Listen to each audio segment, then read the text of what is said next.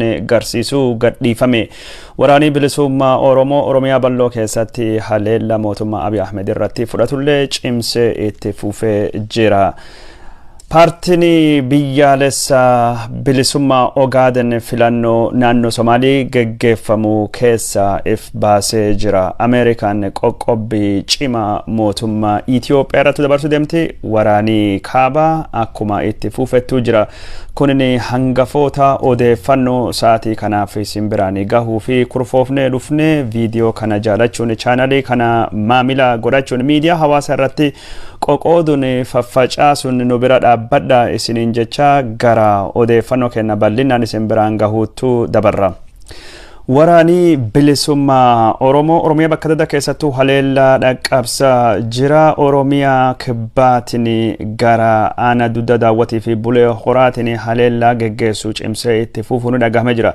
Yeroo ammaan tana kiiloomeetirii 5 magaalaa bulee horaa irra gara kibbaatiin waraanii cimaanii geggeeffamaa akka jiru. Bakka waraanii geggeeffamaa jirutti waraaniin bilisummaa Oromoo milkiillee argachaa akka jiru ka dhagahame. Yeroo ammaan tana waraanii bilisummaa Oromoo haleellaa Gujii dhihaa qofa osoo hin taane Gujii bahaatii fi godina Booranallee keessattuu geggeessaa jira.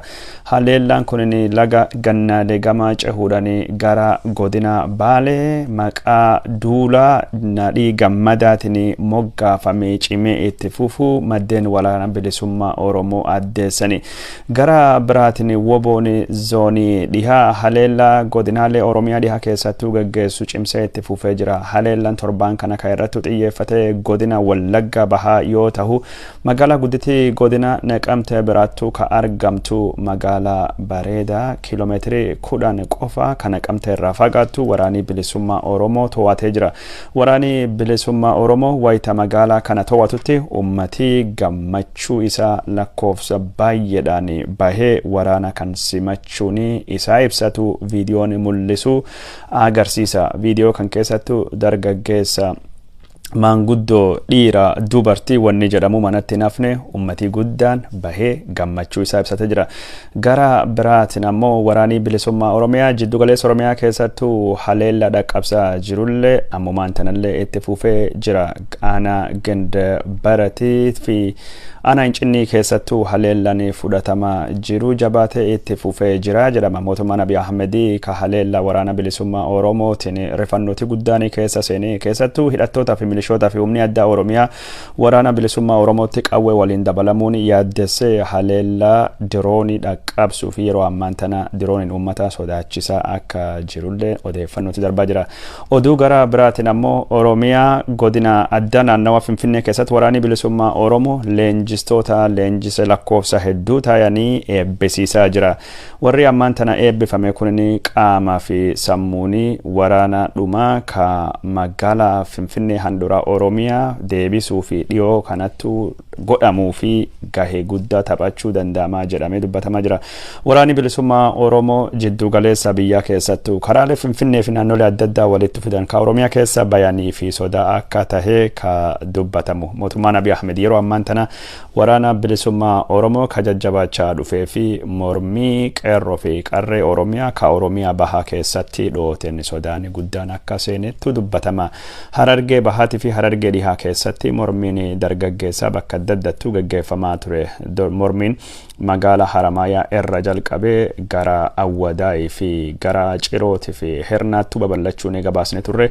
Yeroo ammaan tana mormiin kun torbaanota dhufu keessa godinaalee Harargee bahaatii fi Harargee dhihaa akkasumas gara godinaalee Oromiyaa birattuu babal'ata jechuudhaan mootummaan sodaa guddaa keessa akka seene maddeen keenya addeessaa jiranii. Keessattuu ayyaani Irreechaa dhufaa waan jiruu fi ayyaan Irreechaa kanaanii walitti qabatee lakkoofsi nama walitti qabamu waan dabaluu fi wal keessa ummati dedeemullee daddabaluu waan deemuu fi mormiin Oromiyaa keessa dhoohuu danda'a jechuudhaan mootummaan sodaan guddaan seenee jira. Ayyaani Irreechaa ka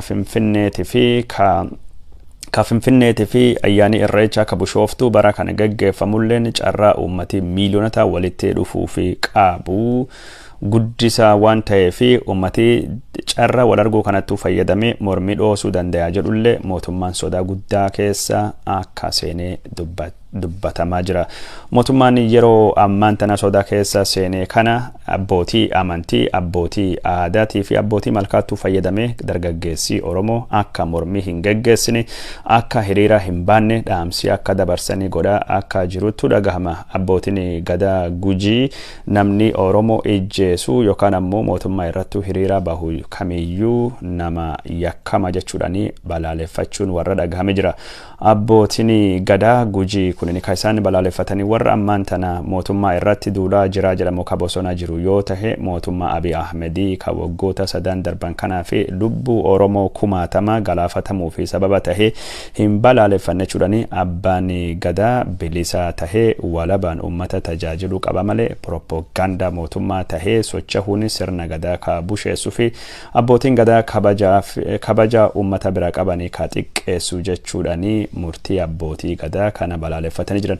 Abbootiin Gadaa Oromoo yeroo ammaan tana ayyaana irreechaatiin wal qabatee ummata hooggannaa ummata dura deemnaa jiranii ibsa baasaa jiraatanillee abbootiin Gadaa kunini yeroo ummati Oromoo ejjeeffamu yeroo ummati Oromoo watakka hin dubbatanii gaafa mootummaan ajaja kennee fi haala ayyaana irreechaa yookaan ammoo ummati ittiin to'atan qofa irratti odeeffannoo dabarsu malee gaafa Oromoon miidhamu Oromoon ajjeeffamu eessa jiran jechuudhaani namni hedduun waan gos kana gaafachaa akka jirutu dhagahamaa jira. Abbootiin Gadaa kunini kabaja ayyaana irreechaatiin walittuu qabatee wantoota ummati godhuu fi godhuu hin qabnillee ajaja adda addaa dabarsaa jiranii keessattuu waan aadaa fi duudhaa Oromoo daangessuu danda'anii ajaja biltsiginnaa irraa fudhatanii gara ummatatti akka ittiin dhufne ummati kunini aadaa tolchee beekaa seera tolchee beekaa abbootiin Gadaa meeshaa mootummaa taate akka sirna irreechaatii fi sirni Gadaa hin busheessine dhaamsii dhaamamaa fi jira. Gara biraatiin yeroo ayyaana irreechaa kabajamuu fi qophaa'aa jiru kanatti mootummaan Abiy Ahmedii Itoophiyaa keessatti dhukkubni koronaa vaayirasii sanyiin Delta jedhamu akka malee babal'achuu dubbatee jira. Mootummaan karaa ministeera fayyaatiin akka jedhutti dhukkubni Delta kunini Itoophiyaa keessatti torbaanuma kana fi ji'a kana qofa nama 500 oli ijjeesee jira jechuudhaani Deltaan akka malee babal'achuudhaan yeroo ammaan tana mootummaa Itoophiyaa rakkoo keessa galchee jira jedhama. Gara biraatiin lakkoofsi dhukkuba Delta kun namni du'e kan caaluu danda'a. Garuu mootummaan Abiy Ahmedii ayyaani irreecha bifa oowwaa fi milkaawaa ta'een akka hin kabajamnee fi lakkoofsa kana yeroo ayyaana irreessa qofa ol fuudhee gabaasee ummata akka walitti hin baane dhowwuuf yookaan sodaachisuuf itti fayyadamu malee gaafa hiriira isaa Finfinnee keessattuu qopheessuu raayyaa ittisa biyya keessattuu baasu gaafasiu dhukkubni koronaa vaayirasii sanyiin Delta jedhamu akka malee babal'ate dhukkubii kun faffaca'insi isa akka dabaluu fi namni akka dhumatu sagantaaleen Abiy Ahmedii gaggeessaa ture ka waraanatii fi sagantaan Abiy Ahmedii ka qopheessaa ture ka hiriira gumaacha guddaa qabaachuu akka hin oolle warri dhimma kanarratti yaada kennanii ka dubbatan. Daawwattoota keenya jaallatamoo fi kabajamoo odeeffannoon keenya kaayiseen biraan gahaa jirru akkuma itti fufetu jira. Odeeffannoo gara biraatiin dhaabbanni ONLF jedhamu yookaan ammoo paartiin adda bilisummaa biyyaalessaa Ogaden filannoo naannoo Somaalii keessatti gaggeeffamuu fi qophaa'uu keessa of baasutti dubbatame jira. Filannoon kunini filannoo walabaatii fi demokraatawaa tahee jedhee waan hin yaadne fi dhaabbanni kunini filannoo naannoo Somaaliitti gaggeeffamuu fi dhuma jalqaba waggaa kana irratti karoorfame keessa if baasuu isaa paartiin kunini addeessee jira. Akka paartii kanatti filannoo naannoo Somaaliitti gaggeeffamu paartiin biltsiginnaa mo'achuu fi wantoota hundaayyuu qopheeffatee jira. Filannoo dharaa ka dorgomtoonni keessattuu hirmaatanii waan akka godhuu hin dandeenye yookaan ammoo filannoo fakkeessaa diraamaa biltsiginnaa kan keessattuu hirmaachuu hin barbaannu jechuudhaan dubbatame jira. Filannoon kun akka sagantaa karoorfametti yoo taate fulbana 30 bara 2021 gaggeeffama. Filannoon rakkoo kaardii irraa kan kahe ka Itoophiyaa guutuu baatii waxabajjii keessaa yoo gaggeeffame kan naannoo Somaaliitii fi naannoo Harariitii fi naannoo uummattoota kibbaa bakka tokko fi akkasumas naannoo Tigraayitii fi naannoo godina Matakkale kan naannoo Benishangul odoo hin gaggeeffaminu hafe. Naannoo Somaalii keessa waggaa haarawaa Itoophiyaa bara 2014 duraatiin godhama filannoon jedhamee yaadamullee filannoon kunini durattuu akka dabarfame ka dubbatamu. Ammaan tana filannoon fulbana 30 bara 2021 gaggeeffamu. Paartiin naannoo Somaalee guddichi ka jijjiirame kun eegee dhufeen dubatti filannoo dhani dorgoma jedhee hidhannoo sochii hidhannoo yookaan ammoo qabsoo waraana qabsoo hidhannoo dhiisee gara demokiraasiitti seenee paartiin naannoo kan keessatti dhageettii guddaa qabu seenaa guddaa qabu filannoo kana al tahee jira. Kun jechuun adeemsi demokiraasii mootummaa Abiy Ahmed akkam akkinni kufe akkam akkinni gufatee garsiisaa jedhamee dubbatamaa jira. Paartileen naannoo Somaalii hedduutti filannoo keessa bahe kan naannoo Somaalii keessa bahan keessa ONLF paartii akka malee guddaati. Filannoo kanallee akkuma Oromiyaan biltsiginnaan Oromiyaa qofaa fi dorgoma yookaan biltsiginnaan Amaaraa warra Amaaratti wajjin dorgome mo'atee naannoo Somaalii keessallee biltsiginnaan Somaalii dorgoma malee mo'achuu deema.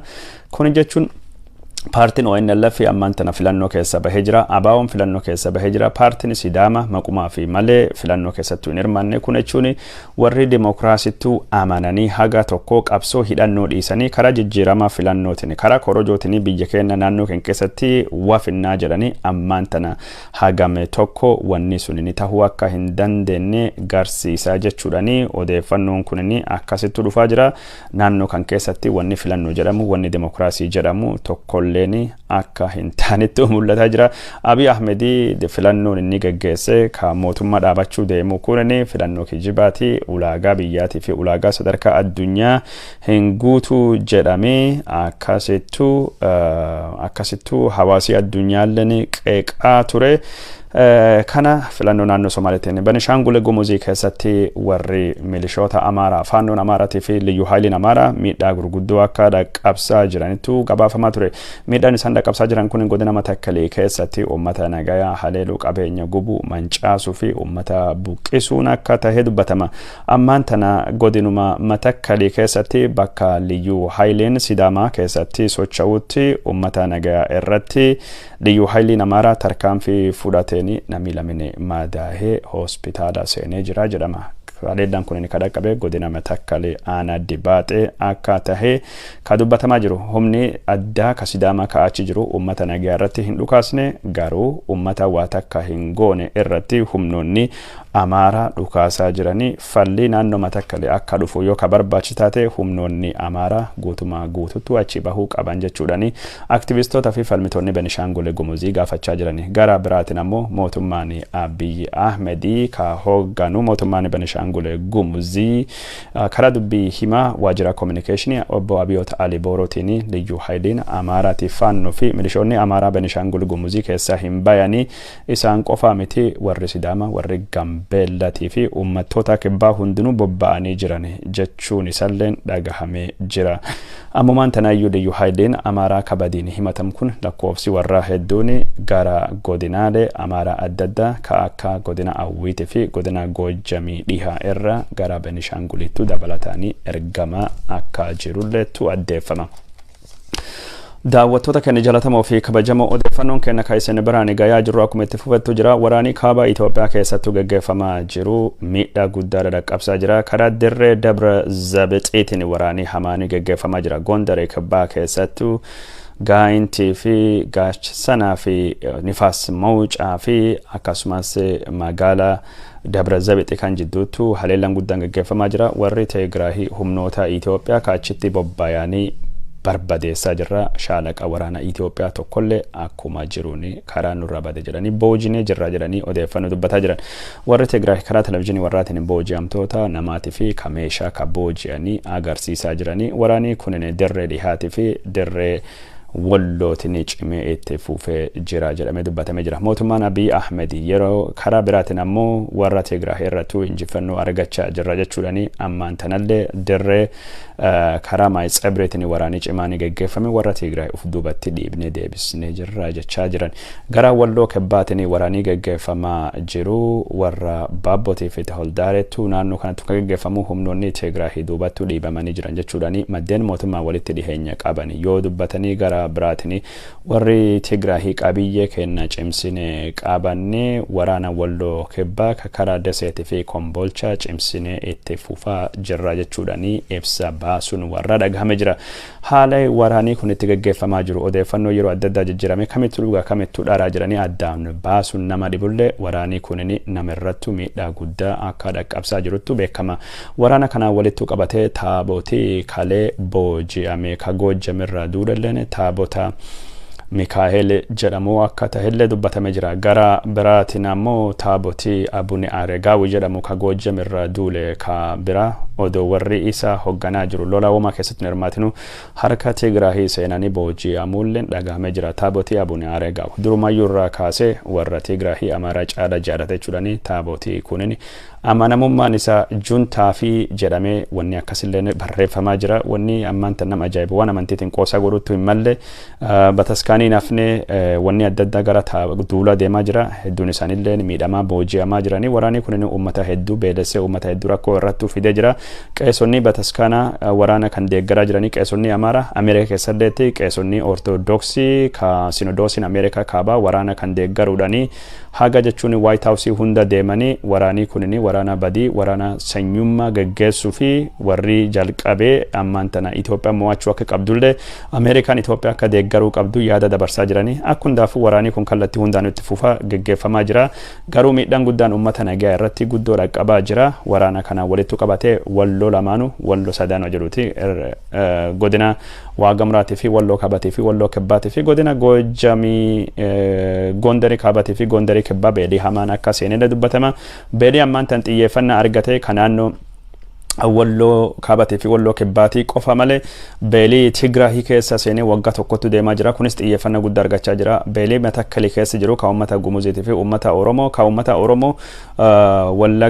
Wallagga bahaa jiranii ka jechuun godina Kamaashii irra buqqaanii beelii kunii fi akkasumas beelii Oromiyaa bakka adda addaa Oromiyaa bahaatii fi jiddu galeessa biyyaa keessattuu gaggeeffamaa jirulleen xiyyeeffannoo argachuu qabaa jedhamee dubbatamaa jira. Gara biraatiin ammoo konkolaataanii gargaarsa gara Tigraahii geessanii gara gaditti yookaan gara mootummaa Itoophiyaa lafni to'attu gadi hin deebine jechuudhaani mootummaan Itoophiyaa yaaddoo qabu ibsa jira. Dhaabbileen gargaarsallee yaaddoo qaban ibsanii jiranii. Konkolaataan kunin boba'aa waan isaan ittiin dhufanii boba'aa xiqqaadha. Boba'aa dabalata qabatanii akka hin deemne mootummaan Abiy Ahmedii faati dhoowwanii maal jennaan harka juntaa boba'aan seen jedhamee konkolaataan kun hedduun isa boba'aa dhabuu irraa dhaabbatee gad deebi'uu dadhabe malee warri riphee loltoonni Tigraay yookaan humnoonni ittisa Tigraay itti fayyadamaa hin jiru jedhamee akkasitti dubbatamaa jira. Daawwattoota keenya jaallatamoo fi kabajamoo odeeffannoon keenya kaayisanii biraan gayaa jirru akkuma itti fufettu jira. Mootummaan Ameerikaa tarkaanfii cimaa mootummaa Abiy Ahmediitii fi Eertiraa irrattuu qoqqobbii dabarsuu fudhatee jira.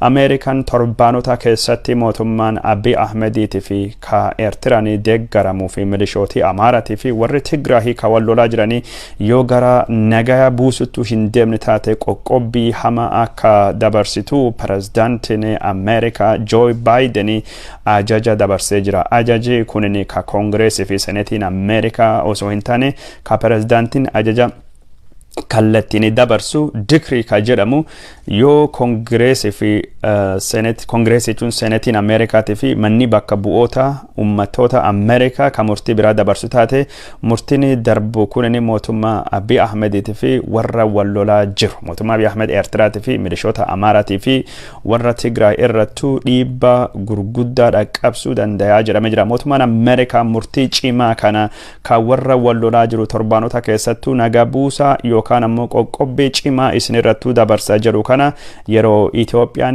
galaana yookaan ammoo dambalii poostaa adii gara masaraa adii jechuudhaani mootummaan Abiyyi duula jalqabsiisee jirutti duuli mootummaa Abiy Ahmedii ka poostaa adii gara masaraa adiitu dhiyeessuu fi jedhamu kunin yeroo ammaan tana hin milkoofne fi hin taane fi fakkaata. Ameerikaan duula kana dagachuudhaani mootummaan Abiy Ahmediitii fi warri wallolaa jiranii yoo waraana kan dhaabanii gargaarsi namooma hatattamanii akka uummata dhaqqabu hin goone mootummaan Ameerikaa karaa ministeera maallaqaatii fi ministeera haajaa alaatiin akkasumas gara warra immigireeshiniitiin qoqqobbii gurguddaa mootummaa Abiy Ahmediitii fi warra lola keessattuu hirmaate irrattuu darbuu dabarsitee jirti. Qoqqobbiin kunin qoqqobbii cimaa ta'e qoqqobbii ilkaan qabu ka mootummaa Abiy Ahmedii ciniinuu jechuudhaani dubbatamaa jira. Mootummaa Abiy Ahmedii ka dinagdeen isaa ammumaan tanaayyuu kirkirtee irrattuu qoqqobbiin gosa kana cimaan kunin miidhaa guddaa qabaachuu danda'a jedhamee jira. Wanni ammaan tana dabarfamaa jiru qoqqobbii maallaqaa qoqqobbii viisaatii fi qoqqobbiilee adda addaa ka Itoophiyaa fi godhamtu hundayyuu ugguru hundayyuu dhaabsisu irrattu xiyyeeffataa jedhamee jira. Wanni kun inni jechuun murtoon pirezidaantiin Ameerikaa dabarsu kun murtii akka malee bal'aati. Odeeffannoo kenna kasaatii booda isin dhiyeessuun irrattu bal'inaan keessa deemne murtoon kun inni maal of keessaa qaba wanni Ameerikaan as keessattuu dabarsite yookaan pirezidaantiin Ameerikaa Joseph R. Biden Jr. wanni inni dabarse maal fakkaataa ka jedhu murtii fulbana 17 bara 2021 darbee kana bal'inaan isin biraan gahuu deemna. Bal'inaan irra xiinxalla yaada adda addaa ka dhiyaachaa jiran irra isin biraan gahuu deemna. Kun ammoo murtii akka malee guddaati. Murtii ilkaan qabu. Murtii jechuun warra wal lolaa jiru kan naannoo Tigraahiitii fi milishoota Amaaraa mootummaa Abiy Ahmediitii fi Eertiraa irrattu xiyyeeffatu jedhamee jira. Mootummaan Abiy Ahmedii mootummaan Ameerikaa juntaa fi loogii godha harkisaa Itoophiyaa irra kaayyatee jira nurraa fuudhu jedhee kanaan dura balaaleffachaa ture. Kun hariiroo dippiloomaasii Itoophiyaatii fi Ameerikaa jidduu jirtuu fi qormaata biraa tahuu deemaa jedhamee jira.